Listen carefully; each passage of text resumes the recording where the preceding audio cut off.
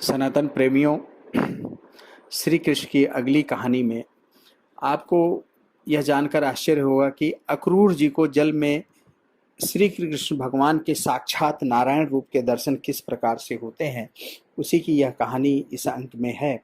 भगवान श्री कृष्ण और बलराम अक्रूर जी के साथ तीव्रगामी रथ पर सवार होकर मथुरा जाने के लिए यमुना जी के किनारे पर पहुंचे। उन्होंने वहां पर हाथ मुंह धोकर यमुना जी के अमृत के समान मीठा जल पिया और उन्हें साष्टांग दंडवत प्रणाम करके इसके बाद बलराम जी के साथ भगवान श्री कृष्ण वृक्षों के पास खड़े रथ पर सवार हो गए।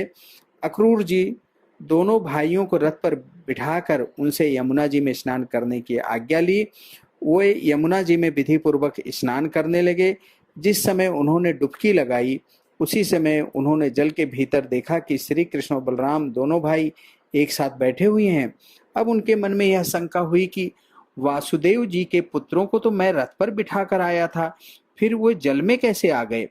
जब वो यहाँ पर हैं फिर रथ पर नहीं होंगे। ऐसा सोचकर उन्होंने यमुना जी में से बाहर निकलकर देखा कि वहां पे तो रथ पर तो श्री कृष्ण और बलराम